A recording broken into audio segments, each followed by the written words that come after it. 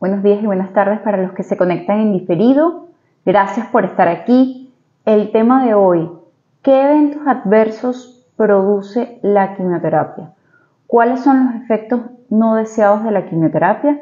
Para ello invité a un internista oncólogo como yo, el doctor Jesús León, pero él está por el área de Valencia. ¿Estás allí, Jesús?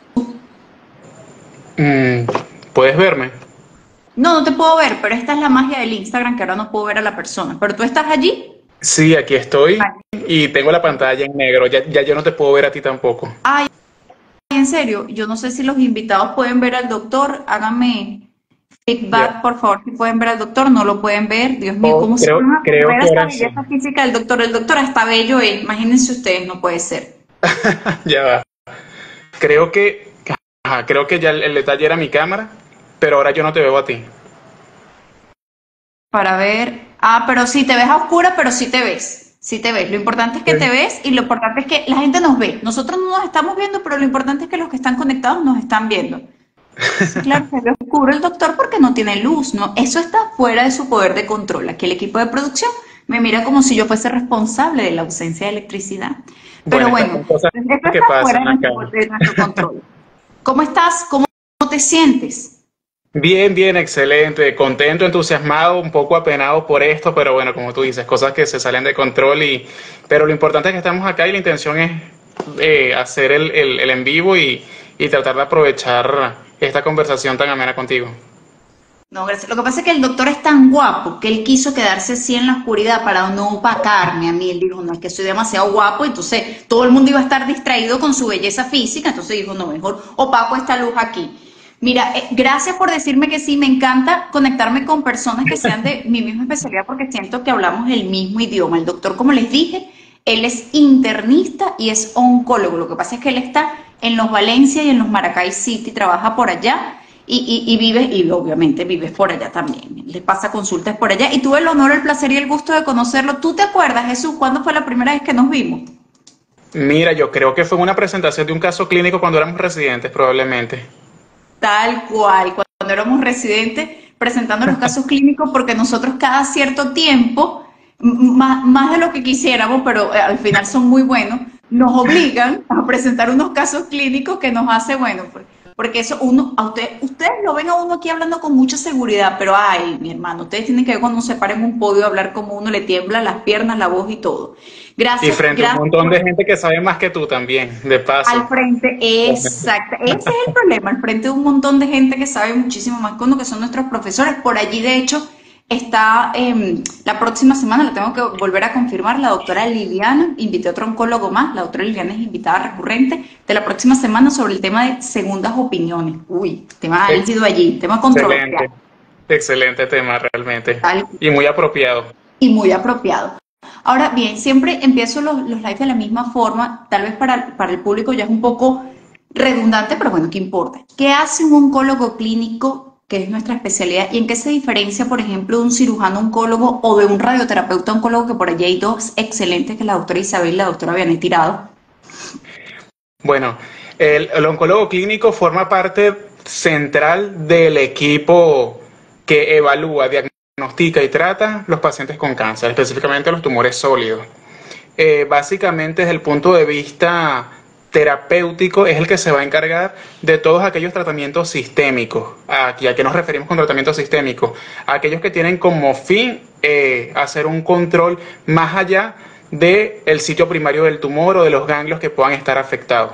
Estamos hablando de la circulación sanguínea, la circulación linfática y la prevención y tratamiento de metástasis a distancia, que básicamente es lo que al final termina siendo exclusivamente manejo de uno, en la mayoría de los casos.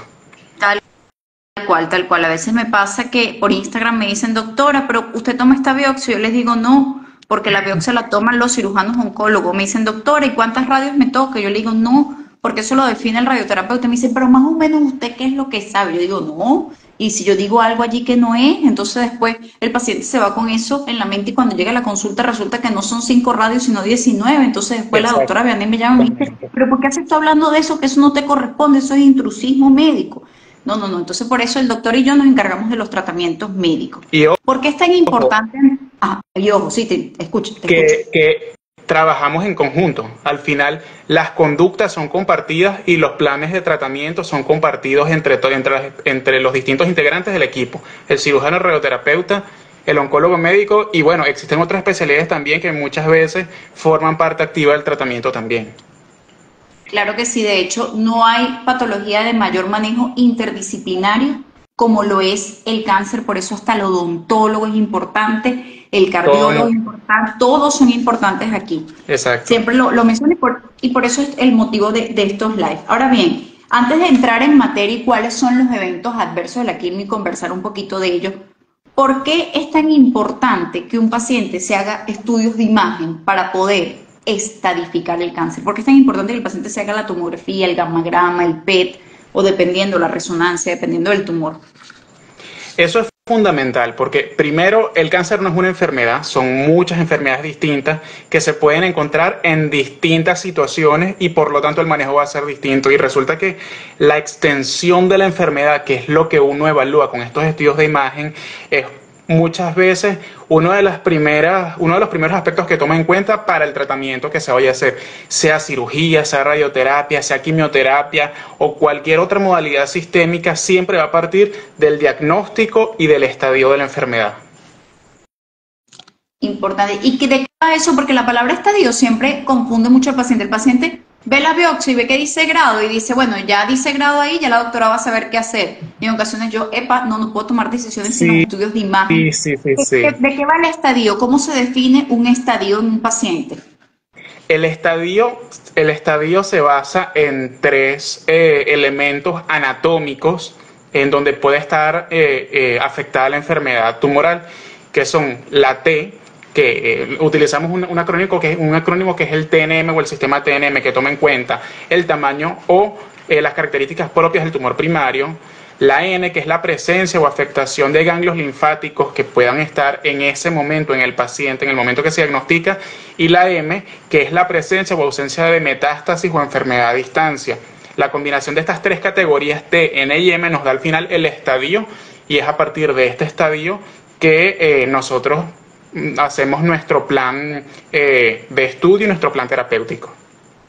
Tal cual, imagínense lo importante que es. Y a veces no es tan sencillo determinarlo en una paciente con cáncer de mama. Tú podrías determinar el tamaño tumoral y si hay ganglios o no en un examen clínico que tú la evalúas, la palpas, pero de repente en un tumor de estómago o un tumor de recto es necesario estudios más complejos, como por ejemplo una endoscopia, un ultrasonido transrectal, resonancia magnética, y con base a eso es que definimos el popular, primero es quimio, primero es radio, quimio y radio, radiocirugía, cirugía después de la quimio, todo eso lo define. Sí estaba conectada la doctora Lorena Villarreal, quien es anatomopatóloga y tengo un live con ella, por ahí lo tengo anotado, para hablar de eso mismo, del intrusismo, que es súper peligroso. Ahora, nosotros, yo hice un live en diciembre hablando de cuáles son los tipos de tratamiento que utilizamos los oncólogos clínicos, que son muchísimos, y hace como un mes y medio hice un live con un doctor oncólogo también de Ecuador, excelente, el doctor Iván Maldonado Novoa, hablando de la inmunoterapia. Pero me gustaría que volviéramos a abordar ese tópico. ¿Qué tipos de tratamientos utilizamos los oncólogos? Porque a veces creen, y hasta los mismos otros colegas piensan, porque es verdad, porque tienen que saberlo, si esta es nuestra área, que solo indicamos quimio, que solo somos quimio. Sí, correcto. Inicialmente, de hecho, la especialidad era de quimioterapeutas antes de ser oncólogos médicos, que es como nos conocemos al día de hoy.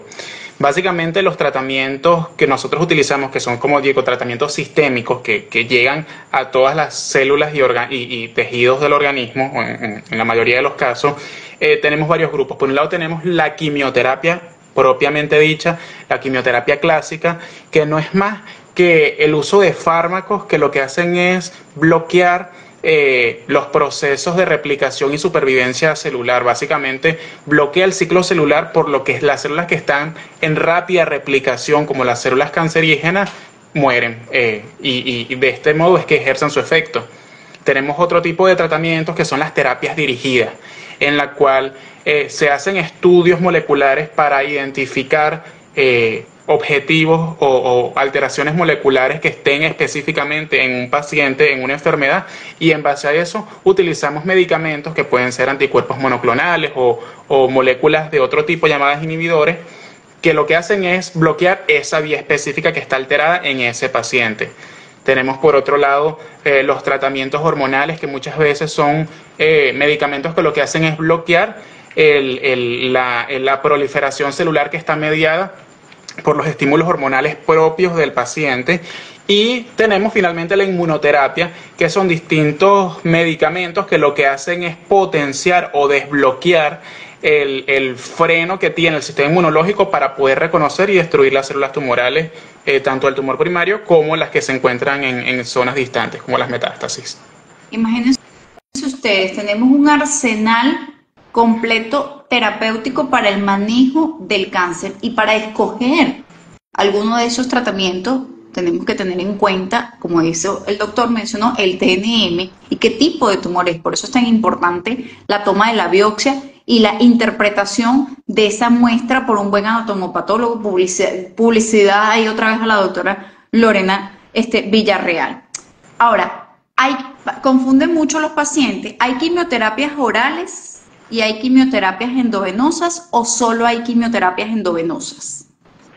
No, existen fármacos que son de presentación endovenosa, pero también las hay de presentación oral. Igual son quimioterapias, igual van a tener mecanismos de acción muy parecidos, o muchas veces iguales a otros que sean intravenosos, e incluso los efectos secundarios que puedan tener estas quimios orales pueden ser distintas, pero no necesariamente más suaves que los de las quimioterapias endovenosas. Total, porque pasa muchísimo que el paciente dice, ay, pero es que aquel le mandó algo oral, ¿por qué no me lo manda a mí? Yo le digo, pero es que no es lo mismo, porque esa persona no tiene el mismo tumor, no tiene el mismo tamaño, no tiene los mismos ganglios, no tiene la misma enfermedad a distancia, si es que existe enfermedad a distancia. Ahora, y todo lo que se administra endovenoso, tomando en cuenta que hay quimios orales y quimios endovenosos, todo lo que se administra endovenoso, ¿a juro es quimio? Tampoco. Existen muchos medicamentos que nosotros utilizamos como terapias dirigidas, que son anticuerpos monoclonales, por ejemplo, los cuales no son quimioterapia, pero actúan también bloqueando el crecimiento tumoral, también por distintos mecanismos, muchas veces bloqueando moléculas específicas que se han determinado que tienen esos tumores, o en otros casos, por ejemplo, bloqueando el crecimiento de los vasos sanguíneos propios del tumor y de las nuevas formaciones metastásicas que pueda tener el paciente. Fíjense que de hecho el motivo por el cual yo hice el live de la inmunoterapia era porque hice un post, una publicación sobre inmunoterapia, y generó como que muchas dudas. Entonces, bueno, yo también, ¿qué tumores puede ir a inmunoterapia? Y yo, para allá, ven acá, no todos son candidatos a inmunoterapia, y que la inmunoterapia, exacto, contrario a lo que creía el paciente, de repente que se tomaba algo vía oral o se tomaba un té y eso le subía el sistema inmunológico, yo le dije, no, es que se administra en vena. Y me ha pasado en pacientes que les he explicado, mira, ven acá, lo que te estamos colocando es inmunoterapia, y se quedan, ay, pero yo pensé que era quimio, porque como se coloca en la sala de quimio, como me lo prepara la enfermera de quimio, como lo compro donde compraba la quimio, entonces yo juré que esto también era quimio. ¿Te ha pasado a ti en la consulta? Sí. Sí, de hecho, muchas veces los pacientes preguntan, ajá, pero tengo que seguir con quimio. Pasa mucho, por lo menos con las pacientes con cáncer de mama, que son de tipo HER2 enriquecido, que reciben quimioterapia muchas veces antes de la cirugía, y después de la cirugía tienen que seguir recibiendo el anticuerpo monoclonal. Entonces las pacientes preguntan, pero tengo que seguir recibiendo la quimio. Y uno les explica, no, quimioterapia como tal no vas a recibir, pero vas a seguir recibiendo el anticuerpo.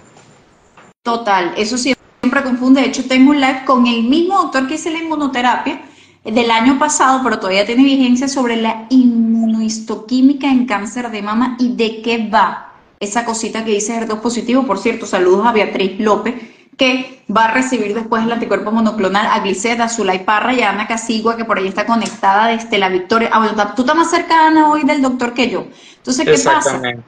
Sí, tal cual. El paciente me dice, ay, pero yo pensé que era quimio. Y a veces es difícil explicar eso, porque no es sencillo, entre tantas cosas que el paciente tiene en la mente, me van a operar, me van a quitar un seno, que es lo que usted me está diciendo, que también tengo que ir al odontólogo, tengo que buscar eso, la cirugía, la radio. Entonces, para completar y explicarle eso, es un poco complejo, y sobre todo si por ejemplo pasa que a veces están solitos los pacientes, porque bueno, tienen familiares fuera, o el cuidador principal no está, entonces cuando llegan, no, es que no me van a poner quimio, entonces, pero no están colocando quimio, entonces te genera toda una confusión. Por eso yo le digo a los pacientes siempre, lleven sus preguntitas anotadas, no confíen en esa memoria. Mire, la memoria es traicionera. Ustedes no tienen idea cuántas veces yo me paro aquí y digo, hoy, a partir de hoy hice mi lista de cosas para el live. Dije, no se me va a quedar más nada.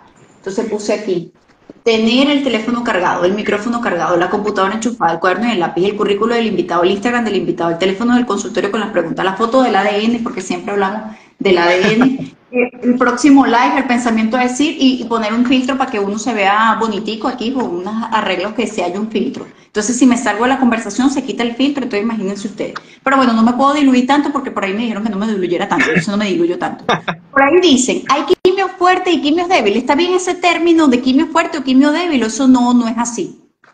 Bueno, realmente una de las cosas importantes que hay que tener en cuenta es que cuando uno indica quimioterapia, difícilmente utiliza un solo medicamento, ¿ok? Un solo medicamento de quimioterapia. En la mayoría de los casos son combinaciones de medicamentos. Entonces aquí lo que importa es que existen combinaciones que por cada medicamento puede tener distintos efectos secundarios, o uno lo llama un perfil de toxicidad distinto, y cuando yo combino este medicamento con este, estoy combinando también las toxicidades de ambos medicamentos, y por supuesto eso va a generar que haya mayor o menor probabilidad de que presente X o Y efecto adverso. Importante, importante. Fíjense cómo todos son distintos, porque los principales eventos adversos de la quimio son iguales en todas o van a variar dependiendo de cuál quimio y de cuál dosis y de cuánto tiempo se administra. Ok, existen efectos secundarios que son generales y que se basan en que como la quimioterapia ataca básicamente las células de rápida replicación, que en este caso es dirigido hacia el tumor, existen otras células como por lo menos las células de la piel, las células del folículo piloso, las células de la mucosa gastrointestinal. Existen efectos que son comunes a muchas quimioterapias, como son la caída del cabello, como son la inflamación muchas veces de la mucosa gastrointestinal, lo que se denomina mucositis, o incluso algunos síntomas como las náuseas, los vómitos, en algunos casos diarrea. Pero no va a ser igual para todos, o sea, realmente dependiendo de las características del paciente, de las condiciones basales o las enfermedades que traiga el paciente, del tipo de medicamentos y combinación y de, por supuesto, de la dosis, es que se van a presentar en mayor o menor medida uno u otro efecto secundario. Fíjense la importancia. Por ahí saludé a Beatriz López y aquí está conectada a Ari J.28. A veces no creo, yo ya tengo que cambiar los lentes aquí. Ustedes vieran ese Instagram de esa mujer. Mira, ella hace lo que hacen, uy, se me olvidó, que se montan en la bicicleta. Ella hace eso, lo hace increíble, porque yo le he visto eso. ¿Tú sabes qué? Porque tú también haces ejercicio. El doctor hace ejercicio físico. Imagínense, tengo live sobre el ejercicio físico, sobre la rehabilitación en la paciente postmastectomizada, sobre si puede o no puede hacer ejercicio físico. Un paciente con metástasis ósea nunca está contraindicado. Tengo live hablando de todo eso. Fíjense cómo el doctor menciona que va a depender de la dosis y va a depender también de qué tipo de fármaco. Por ahí está conectado Javier Contreras, quien es paliativista y dice, me encantan estos lives, aprendo mucho en esta ventana informativa. Gracias por el compromiso con los pacientes, gracias a ti por siempre estar conectado. Javier también tiene un Instagram profesional donde publica cosillas allí, tiene un canal también de YouTube sobre cuidados paliativos. Ahora, ¿por qué es tan importante la realización de los laboratorios antes de la aplicación de cada quimioterapia? Ok, muchos de los efectos secundarios que se presentan por la quimioterapia no son necesariamente síntomas, no solamente que te da diarrea, que te dé náuseas, que te duela la cabeza, que se te altere la sensibilidad, sino que muchos de los efectos secundarios se logran identificar es a través del laboratorio. Puede bajar la hemoglobina, pueden bajar las plaquetas, pueden bajar los glóbulos blancos, puede alterarse la creatinina, que es un marcador de función renal, puede alterarse la bilirrubina, o la TG o la TGP, que son marcadores de función hepática. Y de este modo, uno, dependiendo de los medicamentos que está utilizando, uno normalmente solicita un perfil de laboratorios que es muy importante de tener antes de recibir cada ciclo sucesivo, antes del segundo, el tercero, el cuarto y por supuesto antes de iniciar, para uno poder vigilar primero si se presentan o no esas toxicidades. Segundo, si esas toxicidades son leves o si son graves, porque para poder tratarlas y además de eso para poder hacer los ajustes en el tratamiento que sean necesarios. Hay veces en que hay que posponer un ciclo, hay veces en las que hay que bajar dosis, hay veces en las que incluso hay que omitir medicamentos para evitar efectos secundarios adicionales y bueno, ir haciendo en base a esto las modificaciones del tratamiento necesarias para que el paciente se recupere, porque siempre la intención es que se recupere, no que se ponga peor.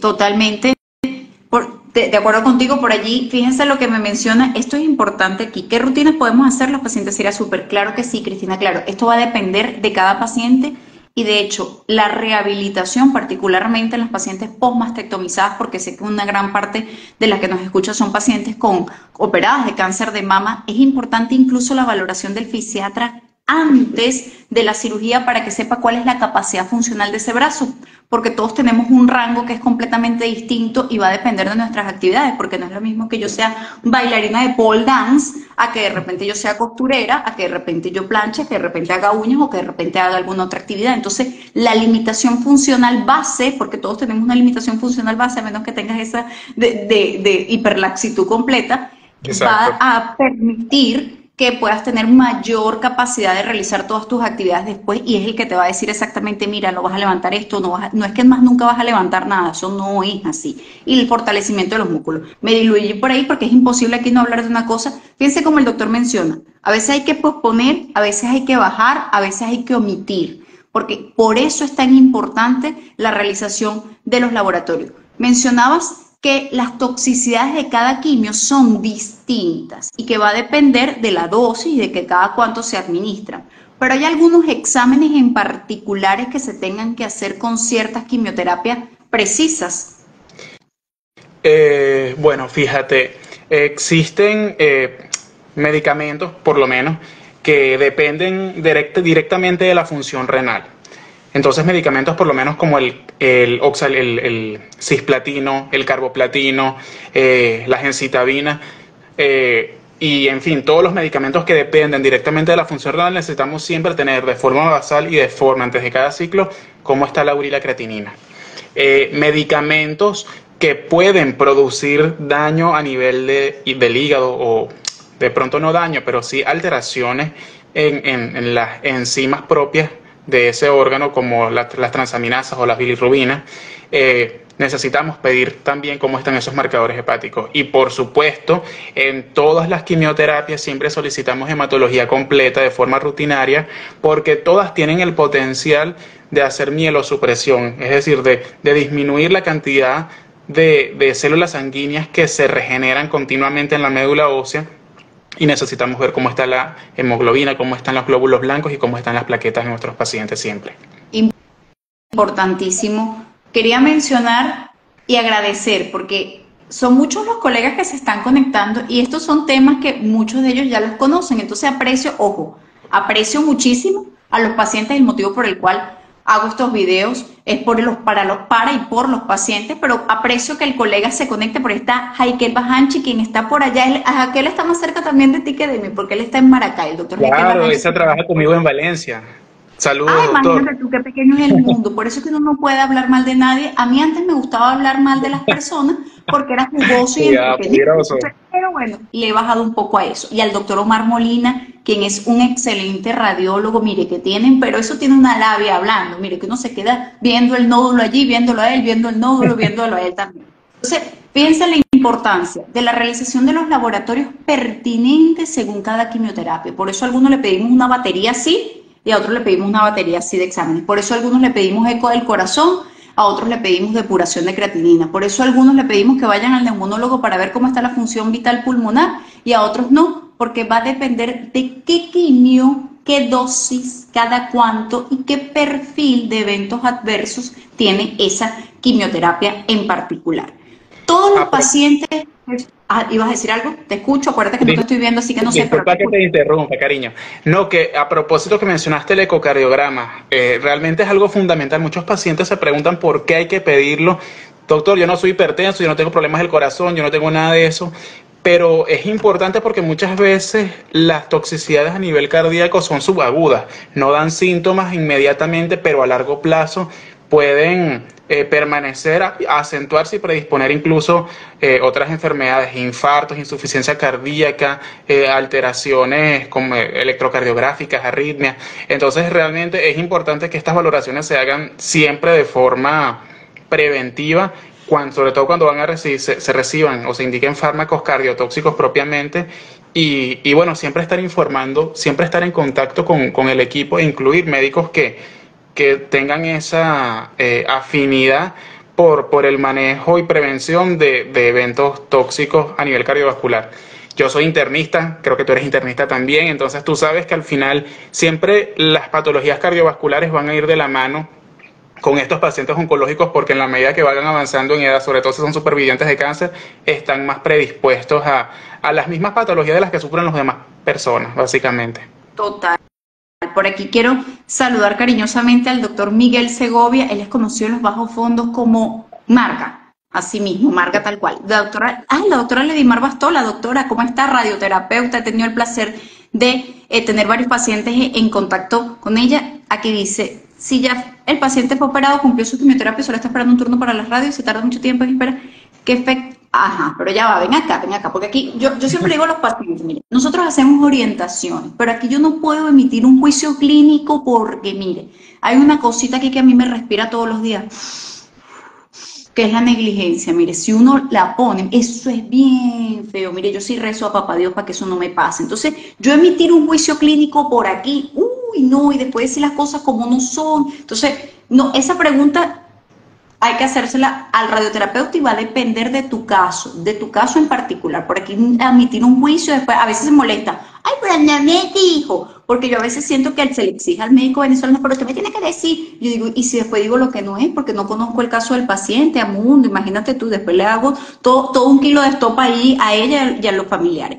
Por aquí hay que saludar a Elizabeth Pereira. Ahora, mencionamos que todos los pacientes obligatoriamente van a presentar, o sea, si un paciente recibió una quimio y presentó náusea, a juro significa que si otro paciente recibió esa misma quimio, también va a presentar náusea. A juro va a sentir lo mismo. Depende. Es la respuesta que te puedo dar a casi la mayoría de las preguntas. Existen medicamentos que sí, que tienen medicamentos y combinaciones de medicamentos que tienen un alto potencial de generar náuseas y vómitos. Entonces, bueno, existen combinaciones en las que muy probablemente a la gran mayoría de los pacientes sí le van a dar náuseas o vómitos. Habrán otros que no, y habrán medicamentos que raramente lo producirán. Lo importante es que nosotros tomamos las previsiones dentro del plan de tratamiento y dentro del esquema de quimioterapia que nosotros indicamos. Siempre solemos utilizar premedicaciones y posmedicaciones para prevenir, sobre todo, en primer lugar, estos efectos secundarios, como las náuseas y los vómitos, que son uno de los más frecuentes. Y en caso de que se presentaran, pues hacemos los ajustes pertinentes para tratar de evitar al máximo ese tipo de efectos secundarios para que no entorpezcan el resto del tratamiento. Epa, importante dos términos ahí que mencionaste. Fíjense algo, todos los pacientes son distintos. Y si usted lee la hojita blanca larguísima que estaba en la mayoría de las veces en inglés de los eventos adversos de los tratamientos de cualquiera, y aquí me refiero incluso hasta la acetaminofén, usted va a ver que, mire, hay una sarta de eventos adversos que usted lo lee, mire, usted no se toma ni un acetaminofén en su vida, pero es la frecuencia de aparición de cada uno de ellos. Yo le digo a los pacientes, mire, si usted sale a la calle, existen probabilidades de que le pase de todo, hasta que le caiga un meteorito, si usted sale a la calle. Ahora, ¿cuál es la probabilidad de que me caiga un meteorito? Es mucho menor a que de repente llueva y me moje, o a que de repente, si estoy medio despistada con el teléfono, me lleve una moto. Eso es más probable que ocurra que un meteorito me caiga. Y los eventos adversos ocurren también así por probabilidades. Entonces, a veces es más probable que ocurran las náuseas y los vómitos a otros síntomas. Y tú dijiste una prevención, porque tú le indicas, me imagino, al igual que yo, a los pacientes unos medicamentos para su casa en caso de que tuviesen alguna sintomatología. Exactamente. Uno normalmente les da indicaciones después de cada tratamiento, o incluso hay indicaciones que se hacen antes, durante y posterior al tratamiento. que son fijas, vamos a decir, que son fijas porque la frecuencia de los eventos secundarios que se quiere prevenir es muy alta. Sin embargo, cuando la frecuencia de los efectos secundarios es baja, solamente se tratan cuando se presentan. Por lo menos las náuseas y los vómitos, sí, de forma rutinaria, son situaciones que solemos premedicar y posmedicar para prevenirlas. Ya otro tipo de efectos secundarios, como la presencia de diarrea, la presencia de alteraciones en la sensibilidad, que lo conocemos como neuropatía, la presencia de eventos secundarios, de efectos secundarios a nivel de la mucosa oral o de la mucosa gastrointestinal, ya son efectos que solamente se tratan en caso de que se presenten, si no, no. Fíjense la importancia que dice el doctor. Hay unos que sí son fijos, que uno sabe, ya este es muy probable que dé náusea, vamos a darle tal cosa, y otros que son menos frecuentes, y va a depender también del paciente. Tú mencionabas dos palabras, mencionabas la pre y la posmedicación. ¿Es distinta en cada quimio y esa pre y posmedicación suele ser solo endovenosa o endovenosa y oral? Bueno, fíjate, normalmente en el momento que el paciente va a recibir un tratamiento, sobre todo un tratamiento endovenoso, uno suele, en el mismo momento que el personal de enfermería especializado está administrando el tratamiento, administra todos esos fármacos de premedicación igualmente endovenosos.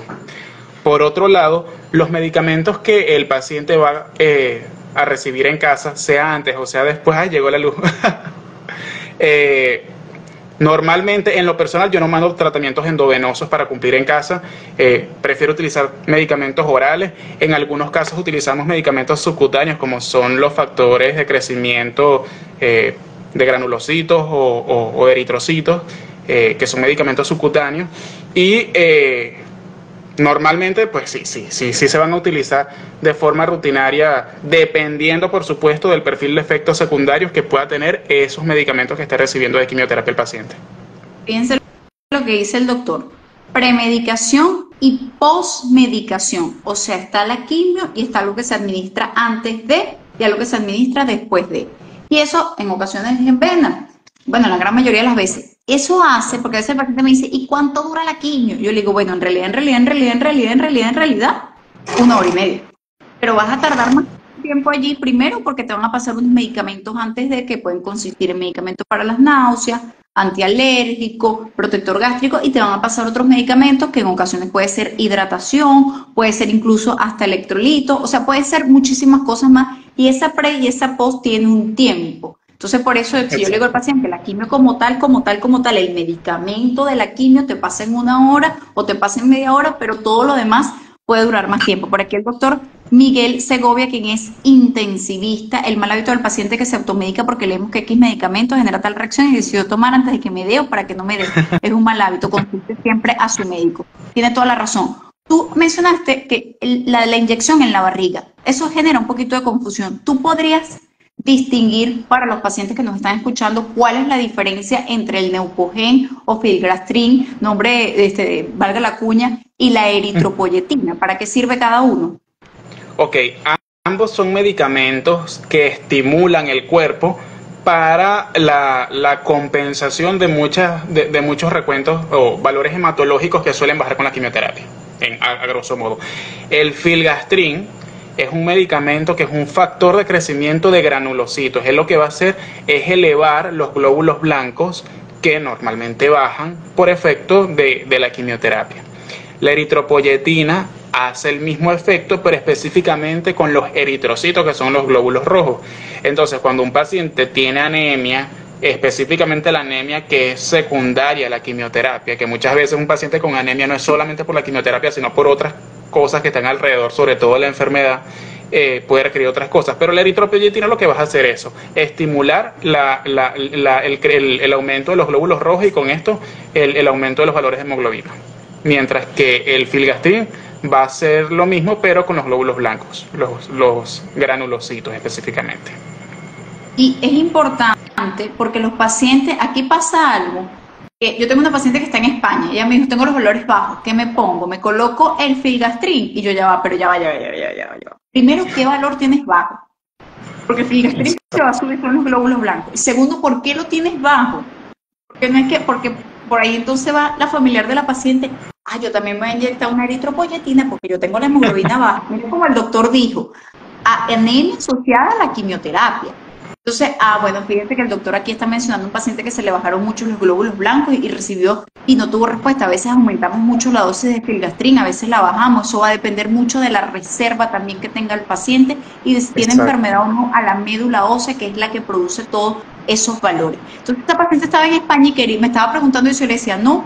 Yo le decía, ya va, ven acá, tú no tienes acceso a los laboratorios. Pues decía, mire, tú no tienes idea cuánto tiempo invertimos, porque no voy a decir pierdo, invertimos los médicos en explicar lo de los laboratorios, porque le llega al paciente y al lado sale una rutina que dice alto, bajo, y el paciente ahí dice bajo, sí. Doctora. ¿Te ha pasado? Sí, sí. Para nosotros, esos valores de referencia que dan los laboratorios son aplicables hasta cierto punto o hasta cierta medida con los pacientes que están recibiendo quimioterapia. Nosotros normalmente las alteraciones que tenemos en estos valores las evaluamos primero en base al valor basal, que es básicamente los valores que tenía el paciente de ese laboratorio antes de empezar la quimioterapia. Y esa alteración solemos clasificarla en grados. Entonces podemos decir que un paciente tiene, por ejemplo, una toxicidad renal porque le elevó la creatinina grado 1, grado 2, grado 3. Y así hacemos con la anemia, así hacemos con la leucopenia, así hacemos con la trombocitopenia, así hacemos con todas las alteraciones, tanto analíticas, que son las de laboratorio, como clínicas que presenta el paciente. Las clasificamos en grado y no necesariamente eso se va a corresponder con los valores de referencia que dan los laboratorios tradicionalmente. Importantísimo. Fíjense cómo aplica a cada paciente. Un paciente de repente que tenga la hemoglobina en 10.9, para nosotros no es súper bajo. Si el paciente de repente está en quimio y radio para un cáncer de recto, un cáncer de ano, tú dices 10.9 es algo esperado para el paciente debido a que tiene un tratamiento por aquí. Hemato, doctor, que no, gracias doctor por conectarte, obviamente tiene que ser hematólogo, porque por algo se llama hematodoctor. El uso de los factores estimulantes debe ser individualizado, pues tampoco son inocuos. Los pacientes deben seguir las indicaciones del médico tratante, pues esta terapia de soporte es complementaria. Importantísimo. Terapia de soporte complementaria. El doctor mencionaba algo que eran los grados. Los grados es que tantos síntomas tuvo el paciente, se clasifica si fueron tantas náuseas, tantos vómitos, tantas evacuaciones líquidas, tantos debajo de los valores, y con base a eso que vamos a definir si se pospone, si se baja o si se omite la clínica. Eso es lo importante que es para nosotros entonces evaluar a los pacientes y ver los laboratorios. Tú lo mencionaste, pero quiero reforzar el punto. Todas las quimioterapias en vena, a juro, tumban el cabello. No todas. Y no significa que sea más fuerte o menos fuerte. No, para nada. Existen medicamentos que tienen mayor tropismo por lo que uno menciona como la piel y la fanera, es decir, lo que son las uñas, lo que es el cuero cabelludo. No todos los medicamentos van a producir efectos secundarios específicamente en ese tipo de células, pero existen otros que tradicionalmente sí. Y a veces no tiene que ver ni siquiera con el medicamento ese, sino con la combinación. Existen medicamentos, como por lo menos en cáncer de mama, las combinaciones de antraciclina con ciclofosfamida suelen producir alopecia. Incluso antes de que el paciente llegue al segundo ciclo, ya el paciente empieza a tener pérdida del cabello, de la masa capilar. Existen otras combinaciones de medicamentos que incluso siendo combinaciones, como por lo menos en los pacientes que tienen cáncer colorectal, pueden utilizar medicamentos como 5-fluoruracilo, oxaliplatino, irinotecan, y a pesar de que son combinaciones de medicamentos, no siempre suelen tener caída del cabello. Entonces realmente eso varía mucho el perfil de efectos secundarios dependiendo de la combinación de medicamentos que reciba el paciente. ¿Existe algo que se pueda hacer para un paciente que recibe una quimioterapia que sabemos que va a tumbarle el cabello? ¿Existe algo que se pueda hacer? Bueno, lo que pasa es que realmente para evitar que se caiga el cabello sería no colocar la quimioterapia. Aquí lo importante, creo yo, es explicarle al paciente que todo lo que nosotros indicamos, uno pone en una balanza el riesgo y el beneficio. Si bien existen combinaciones de medicamentos que tumban el cabello, y así como tumban el cabello pueden tener otros efectos secundarios, uno considera que es mayor el riesgo de la enfermedad y de no colocar el tratamiento que del efecto secundario en cuestión, como por ejemplo la caída del cabello. De paso que en la mayoría de los casos eso es algo reversible. Yo por lo menos todavía no he visto el primer paciente que haya tenido pérdida del cabello por quimioterapia y que no le haya vuelto a crecer después. No sé si tú has tenido esa experiencia. No. Siempre vuelve a crecer el cabello. Por aquí quiero saludar a Marlow, Jan Loaice, a Jesús Herrera, neurocirujano, Ari J.28, la que le dije que vamos a decirle entrenadora física porque no me viene CrossFit, creo que no, ¿cómo es que se llama lo del ciclismo? Vale, tú Jesús que hace ejercicio fijo, ¿cómo es que se llama eso? ¿Ah? El spinning. Spinning creo que se llama. Ari, por favor, ilumíname aquí, dime para yo decir las cosas bien, que no me gusta cuando no tengo el término en la boca o se ve la lengua, la punta de la lengua, no se ve. Por aquí saludos, doctor. El doctor invitado, gracias por su tiempo y dedicación. Excelente tema. Fíjense, existe un gorro térmico, que es un tema que no es 100% efectivo y va a depender de cuáles fármacos, la combinación de los fármacos y la dosis de los fármacos a utilizar. No es un gorro que digamos que esté del todo disponible, no quiero diluirme tanto hacia el gorro porque, bueno, porque no es algo que se pueda usar de forma rutinaria porque no está disponible. Aquí pasa algo que el paciente piensa que porque va a recibir quimio, juro, va a perder peso. Entonces, sí, no, porque conoció a tal que estaba flaquito. Entonces, ¿se pierde peso por la quimio o se pierde más peso por la enfermedad? Dependiendo en qué etapa está o estadio, como lo hablamos temprano. Bueno, fíjate, un paciente pierde peso por la enfermedad en sí, puede perder peso en algunos casos por la quimioterapia, pero ya ahorita vamos a hablar de eso, pero también muchas veces es por decisión propia, ¿ok? Es ampliamente conocido que muchos pacientes en el momento que reciben un diagnóstico de cáncer empiezan a buscar información por allá, por acá, y existe el mito de que tienen que quitarse un montón de alimentos de su dieta habitual. Y a mí me ha pasado que pacientes al momento que llegan a que yo los evalúe para recibir tratamiento han perdido 10 kilos de peso y no ha sido por la enfermedad, sino por dieta. La quimioterapia en sí no suele producir pérdida de peso, salvo que sea secundaria a que el paciente haga, por ejemplo, una mucositis, una inflamación de la mucosa oral, que hace que el paciente no le gusta o prefiere no comer porque le duele la boca o porque en algunos casos el sabor de las cosas se le modifica y pierden el gusto por la comida durante los días que están en quimioterapia. Yo en lo personal, yo siempre le digo a los pacientes que para mí es fundamental que se mantengan bien alimentados, bien hidratados y que descansen el tiempo que su cuerpo les pida cuando estén en quimioterapia. Fuera de eso, que hagan su vida normal y que quieran o no, se obliguen a comer y se obliguen a hidratarse también. Para mí eso es el éxito en que un paciente presente mayor o menor incidencia de efectos secundarios gastrointestinales. Importantísimo, el acompañamiento familiar. Y lo menciono es porque a veces el paciente no tiene una sintomatología de náuseas, vómito, diarrea terrible, pero está muy desganado y se queda en la cama, y cuando se queda en la cama no se me para a comer, no se me para a tomar agua. Entonces ahí es cuando yo le digo, tienes que tener tu familiar, porque si no vas a pasar de largo, se van a hacer las 10 de la mañana, no habrás tomado agua hasta las 9 de la noche, y ahí sí es bien delicado. Y siempre le pongo el ejemplo al paciente de un termo de café grande que debe ser sin azúcar. Tengo un reel sobre el café, gracias por ese apoyo, me llegó a bastantes reproducciones, más bellos, más guapos, más preciosos o más adictos al café, no lo sé. Pero si yo tengo un termo grande de café y le coloco 2 cucharadas de azúcar, voy a más o menos sentirlo normal. Pero si yo tengo una tacita de café y le coloco 2 cucharadas de azúcar, va a estar muy dulce. Es la misma cantidad de azúcar, pero va a estar más concentrada aquí y va a estar más diluida aquí.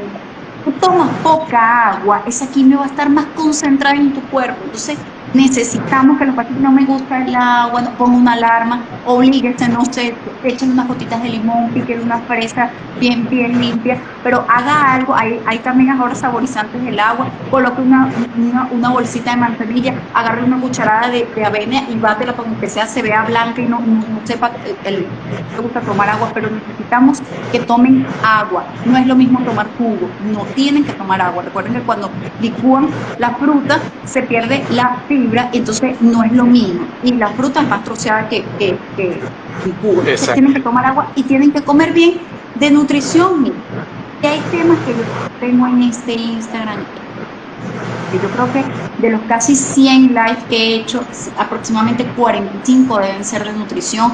Eso que menciona el doctor es verdad, el paciente empieza una dieta toda loca, eso no es así, y la pérdida de peso va a depender de cada uno, porque obviamente un paciente con un tumor en la esfera gastrointestinal, llámese estómago que ha sido operado, llámese colon que ha sido operado también, o incluso no operado, un paciente que de entrada su enfermedad actual, el cuento de cómo le pasó todo, incluye la pérdida de peso por el área donde está ubicado el tumor. Se ha dado una gastrectomía, es como si lo hubiesen hecho, por así llamarlo, no es igual, pero es como si lo hubiesen hecho un bypass, evidentemente ya perdió peso porque tenía vómitos, y le quitaron una parte del estómago a un paciente que de entrada va a estar flaco.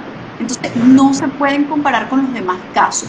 Y a veces pasa lo contrario, que más bien me siento bien y como muchos me visitan, entonces me consienten. ¿Con qué consentimos nosotros los venezolanos a otro venezolano? Con dulce. Con comida. Me trajeron una torta, me trajeron tal, entonces como y hago menos actividad física porque entonces estoy de reposo, porque no me permite que yo limpie la casa, no haga nada. Entonces automáticamente si usted come más y hace menos actividad física, eso es automático que usted va a aumentar de peso. Que por aquí están saludables. ¿Te ha pasado que es al contrario, que te ha aumentado de peso? Eso es típico, y más que ya existen varios tipos de cáncer que están directamente asociados al síndrome metabólico, a la resistencia a la insulina, a la obesidad. Y yo tengo pacientes que me llegan a mí, por ejemplo, con cáncer de mama, operadas, contentos porque están curadas, y uno les dice, mira, tienes que bajar de peso, tienes que disminuir tu adiposidad, tienes que hacer ejercicio, porque eso aumenta el riesgo de recaída de la enfermedad. Muchos pacientes piensan que después de que ya están operados en las enfermedades que por supuesto se tratan con cirugía, ya están listos, ya están curados y no tienen nada de qué preocuparse, pero es ahí cuando uno tiene que explicarles que existen factores de riesgo que favorecen la recaída, y entre ellos pues la obesidad está súper demostrado en varios tipos de cáncer que hay que controlar, no solamente por el cáncer sino también por todas las enfermedades cardiovasculares asociadas derivadas de esto. Wow, por aquí comenta el doctor Heikel Bajanchi, tengo una paciente con un tumor de Clastin, que es un tumor de esa parte de las vías biliares, que es una locura esa vía biliar, tipo 4, donde no se traen los gastrointervencionistas en una toma de biopsia. Tienes que referir, ya te tengo el doctor a quien se lo vas a referir aquí en Caracas. Por aquí menciona, no le teman los eventos adversos al tratamiento con quimio, pero tiene diagnóstico. Por aquí comenta el excelentísimo, único e inigualable doctor Omar Molina, la radiología intervencionista. Ah, mira, ahí está el doctor, mira. Dios, puede ofrecerle biopsia en dependencia. Epa, ven acá. Vamos a hacer un live, doctor Omar Molina, de que es radiología intervencionista. Me gusta ese tema. Por aquí está Raúl CDN. Raúl tiene la paciente, la paciente es su esposa. Mire, ellos tienen como 60 años de casados y salen a la calle, porque yo una vez los vi caminando en la calle, porque a mí me gusta ver a la gente. Mire, estaban agarraditos aquí de la mano, así como dos tortolitos. Mire, yo los vi, me quedé así viendo, casi chocó el carro viéndolo, de lo bello que se veían. Entonces, fíjense la importancia de la alimentación, sana, el ejercicio físico, el comer sano, disminuye la probabilidad de la reaparición del cáncer, la disminuye.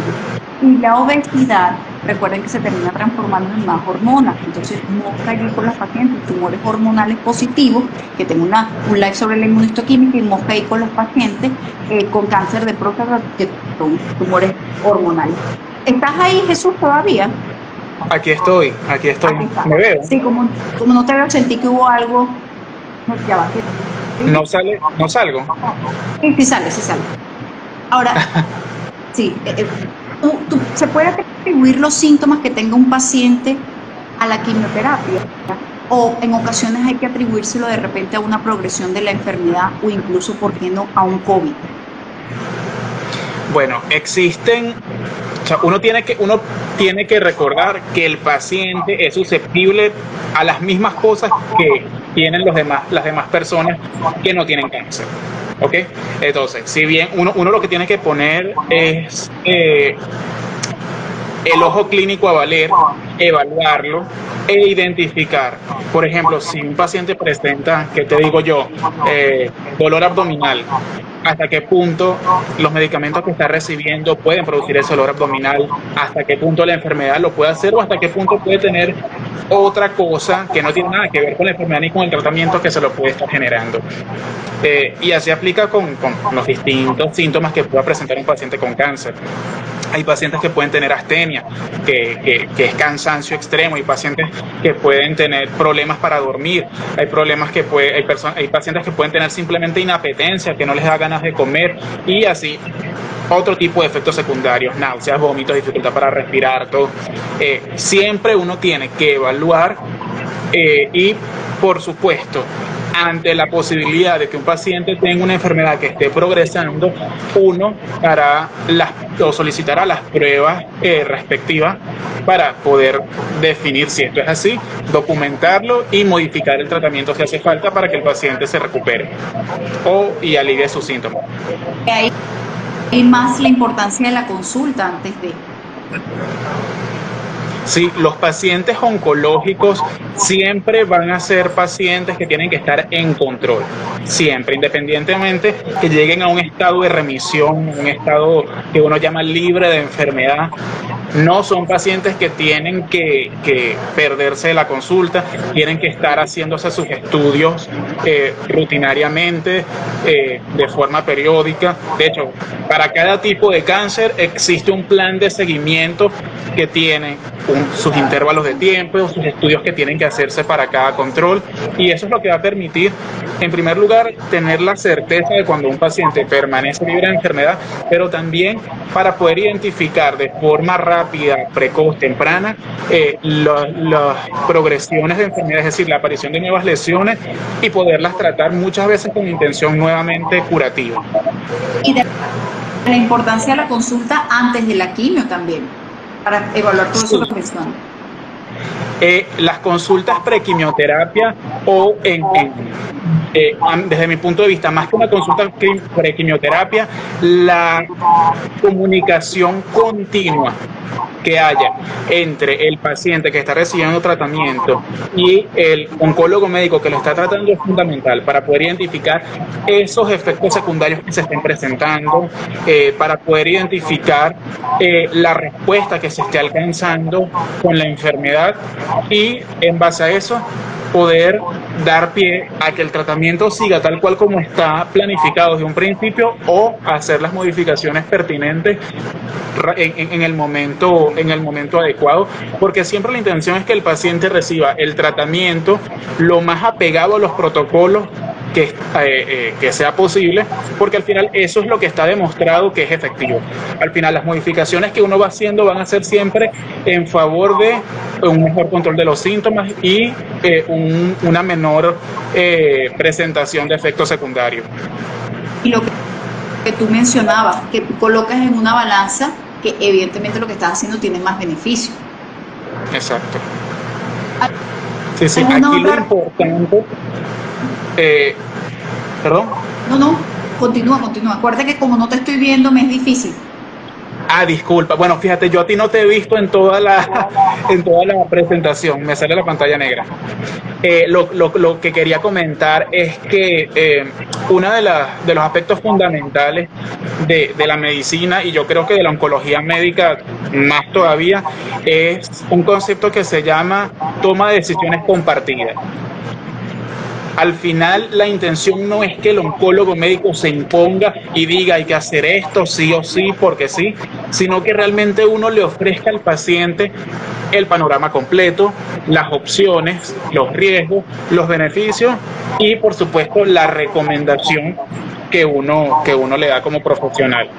pero que siempre sea el paciente el que decida, porque al final, siempre que exista esa buena comunicación y esa confianza del paciente en su oncólogo médico, pues yo creo que el paciente va a tratar de llevar con un poquito más de resiliencia esos efectos secundarios que se pueden presentar con la quimioterapia, porque confía en que lo que uno está haciendo va a ser efectivo. ¿Algunas otras recomendaciones adicionales que tú les indiques a tus pacientes? Bueno, en lo personal, más allá de la parte de medicamentos o fármacos que uno puede indicar para el control de los efectos secundarios, yo siempre les digo que lo fundamental para mí es que se alimenten bien, que se hidraten muy bien y que descansen lo que su cuerpo les pida durante los días que puedan sentir debilidad. Más allá de eso, en el momento que ya esos síntomas hayan pasado, se paren de la cama y hagan su día normal, porque al final el tratamiento es para mejorar su estado de salud, no para encamarlos, no para enfermarlos más, no para ponerlos peor. Y por supuesto que comuniquen siempre cualquier efecto secundario que puedan presentar. ¿Quieres mencionar algo más a todas las personas que nos están escuchando? Hay varios médicos conectados, hay pacientes, hay familiares de pacientes, y dar tus redes sociales. Bueno, primero que todo agradecerte a ti, Francesca, tú siempre espléndida, muy emocionado porque finalmente me invitaste a estar aquí en una entrevista contigo. Por otro lado, pues comentarles que un diagnóstico de cáncer no es cualquier cosa, en definitiva es algo que pega mucho, asusta mucho, pero que siempre que ustedes se apoyen en sus médicos tratantes o en su equipo de médicos tratantes, uno va a hacer lo mejor posible para poder darles el alivio que ustedes necesitan. En lo personal, yo trabajo en Valencia. En Valencia estoy en el Hospital Oncológico Miguel Pérez Carreño y en el Centro Clínico San Rafael. Y en Maracay tengo mi consulta en el Grupo Integral Oncológico. En ambos trabajo con un equipo excelente de cirujanos, radioterapeutas, anatomopatólogos, con el que siempre tratamos de trabajar de forma concatenada, porque al final la intención es siempre darle al paciente las mejores opciones y la mejor secuencia de tratamiento también para que realmente esto impacte en su sobrevida. Y por supuesto, bueno, a la orden, cualquier información que necesiten. Mis redes sociales son Instagram, @Dr. Jesús León, Dr. Jesús León, como pueden ver. Y pues estoy a la orden, cualquier información adicional que quieran aclarar. De nuevo, muchas gracias por la invitación. No, a ti. Mira, por aquí menciona, hay que volver a invitarlo, queremos conocerlo con luz. Ay, no, invitar, claro que sí. Esperemos que no vuelva a tener la mala suerte de que se me fuera la luz. Tal cual. Por aquí quería mencionar con respecto a lo que inicialmente les decía de los 3 círculos, de que hay cosas que están fuera de nuestro control, medianamente en nuestro control y completamente en nuestro control. Quería mencionar una frase de Michael Fox, que es el que hizo Volver al Futuro. Saben que él tiene una enfermedad de Parkinson que lo ha limitado muchísimo. A veces hablamos solo del cáncer y de otras enfermedades crónicas que pueden limitar a los pacientes. Él dice, en el momento en que entendí que mi Parkinson era la única cosa que no iba a cambiar, empecé a mirar todo lo que sí podía cambiar. Muchísimas gracias a ti por conectarte un domingo a las 8 de la noche. Y bueno, que pasen una excelente noche. Nos vemos el próximo fin de semana. Hasta luego. Muchas gracias a ti. Feliz fin de semana. Descansa. Feliz domingo.